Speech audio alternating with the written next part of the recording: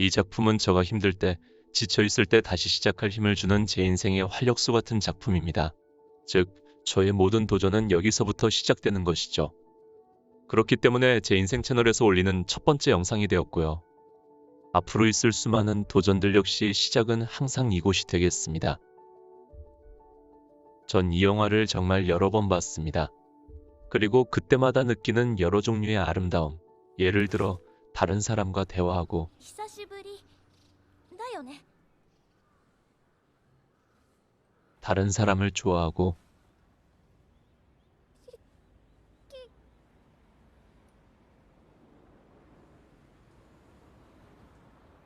싫어하고 言えよ。 질투하고 余ってるな。もう長塚くん蹴る。 미안해하고 すごいよ。これで十分。俺こんなのもらったことないからすごい嬉しい。マジでありがとう河合さん。あとごめん。おかえり。じゃあ帰るわ。 고마워하는 그 상호작용들이 저에게 따스한 느낌을 줍니다. 아까 하던 얘기를 마치자면 저는 작품을 계속 감상하면서 그냥 보다 보면 쉽게 지나칠 수도 있는 여러 작은 디테일을 볼 수 있게 되었습니다. 그래서 영화가 개봉한 지는 오래되었습니다만 시간이 지나도 잊혀지지 않을 작품이기에 저가 찾은 몇 가지 디테일을 곁들인 리뷰 시작해보도록 하겠습니다. 영화 극초반 검은 화면이 거치고 나오는 잉어들.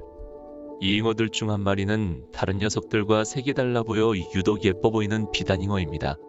작품에서는 이를 다름은 남들과 달라 소외됨이 아닌 남들과 달라 특별함이라는 부분을 강조하기 위한 예시로서 사용했고, 작품 속에서 비단잉어는 쇼코를 상징하기도 합니다.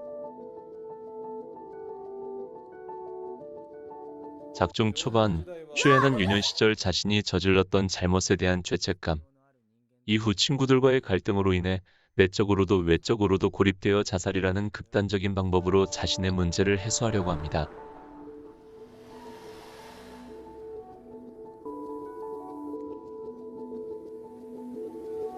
하지만 이내 주위에서 울려 퍼진 폭죽 소리를 듣고 깜짝 놀라 생각을 잠시 미룹니다. 이는 쇼코가 나중에 자살을 시도했을 때와 상당히 대조되는 모습입니다.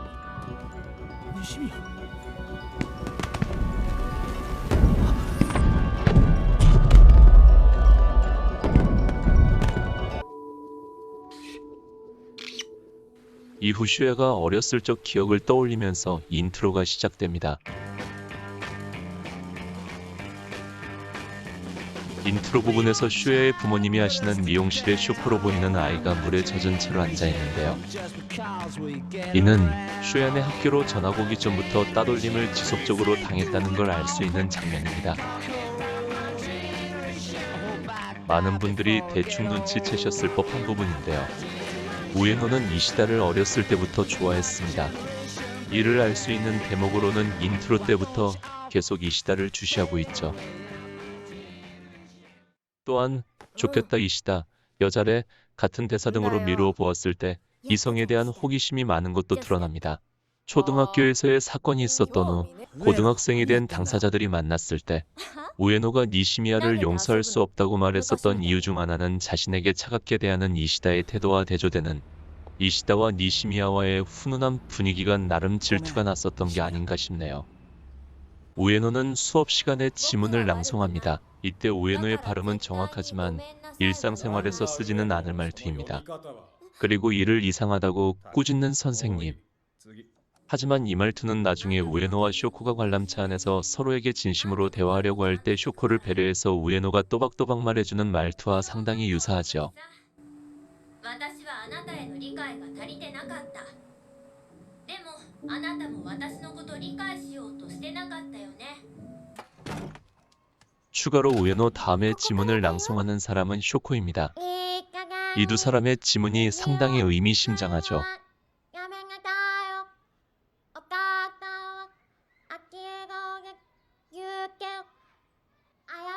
의도한 건지는 모르겠지만 선생님은 딱 봐도 상대적으로 나이가 어린, 즉 경험이 많지 않은 젊은 선생님입니다. 경험이 많지 않은 선생님이다 보니 그만큼 장애를 가지고 있는 학생이 속한 반을 가르치는 부분이 익숙치 않은 것이죠. 예를 들어 처음 니시미야가 전학을 왔을 때 아이들은 전학생에 대해 전혀 모르는 눈치였죠. 보통은 이런 장애를 가진 친구도 세상에는 있단다. 같은 말 등으로 장애인을 대하는 올바른 자세와 가치관 등을 형성해주기 마련인데 귀머거리야 니시미야는 일본어로 말할 수 있어 등과 같이 전혀 사전 교육이 안 되어 있는 모습입니다. 6학년 담임 선생님의 무책임함은 이곳저곳에서 드러나는데요.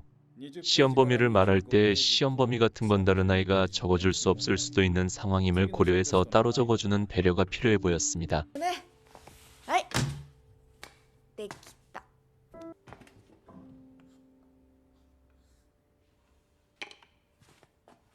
시간이 지나고 슈야는 화내거나 싫어하는 등의 반응이 없는 쇼코가 되려 짜증이 나 쇼코를 향한 괴롭힘의 강도가 세지죠.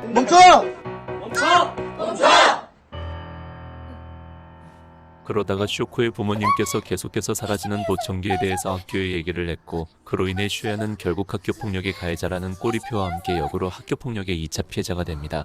보고만 있었던 친구들의 잘못은 없었을까 하는 생각이 들며 혹시 우리 학교에서도 내가 못 보고 지나친 피해자가 있었을까 하는 생각이 드네요.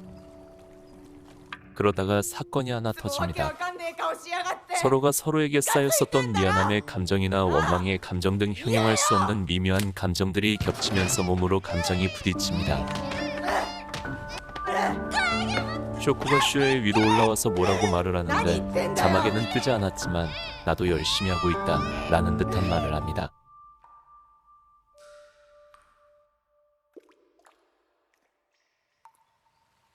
초등학교 때 있었던 사건은 뒤로 하고 시간은 다시 현재로 돌아옵니다. もうなんていうかもう 처음 영화를 볼 때는 자식에 대한 사랑이 많은 사람이구나 정도로 생각했는데 생각해보니 슈야의 아버지는 어디 갔는지 안 보이고 슈야까지 자살했다면 슈야의 어머니가 얼마나 혼자 외로우실까 하는 생각에 그녀가 낸 화나 눈물의 깊이가 다르게 느껴지는 부분이었습니다.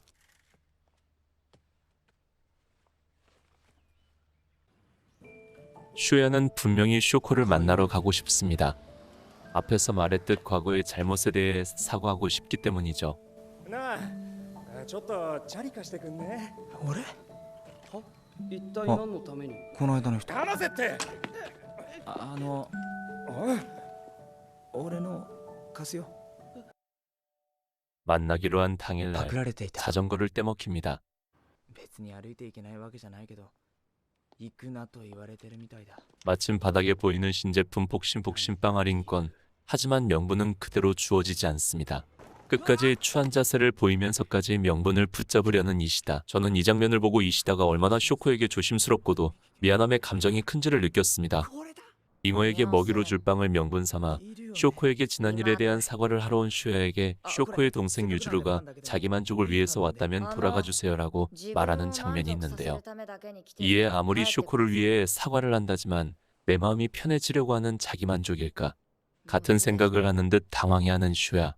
하지만 유주루도 나중에 할머니와의 대화에서 나도 자신을 위해서 하는 일이라고 말합니다. 이건 절대 유주루가 이기적이라는 게 아닐 테죠. 그걸 자기 만족이라고도 할 수 있지만 반대로 생각해서 목적이 어떻든 남을 위하는 행동은 존중받을 가치가 있다고 생각합니다. 다 같이 놀이공원에 갔을 때 유주루가 신고 있는 신발은 슈야가 비 오는 날에 유주루에게 주었던 신발이죠. 俺これ履く俺が履いてたやつだけどもう履かないしやるよ 이로써 그때부터 유주루는 슈야가 위선자가 아닌 정말 쇼코에게 사과하려는 마음만을 가지고 쇼코와 만났다는 걸 알게 되었고 다시 말해 슈야가 좋은 사람이라는 걸 인정하는 연출임을 알 수 있습니다.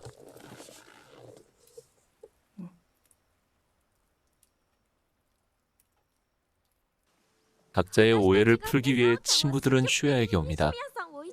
거기서 옛날 얘기가 나오는데 슈야에겐 너무나도 듣기 싫고 힘든 이야기죠. 그렇기에 슈야는 친구들에게 상처를 주는 말을 하고 맙니다. 自分が可愛いだけなんだよ 이 사건에서 쇼코는 자신이 있어서 슈야가 고통받는다고 생각하기 시작합니다.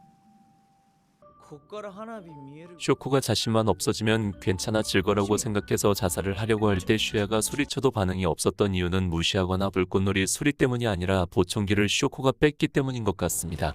神様明日からみんなの顔をちゃんと見ます明日 이후 슈야와 쇼코가 西宮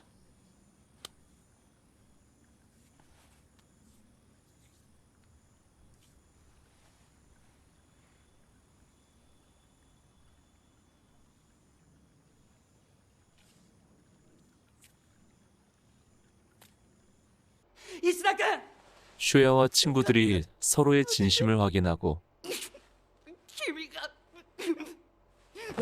あのまま目を覚まさなかったら僕の全てが終わってしまうところだったみんなで一緒に文化祭見て回りたい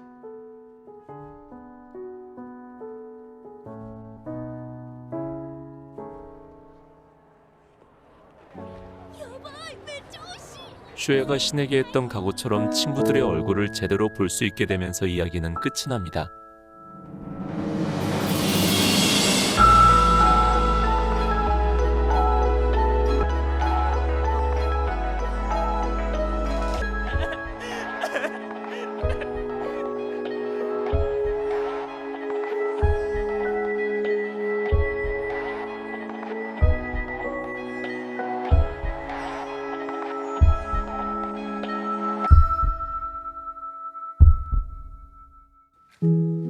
친구들의 행복한 미소와 함께 말이죠.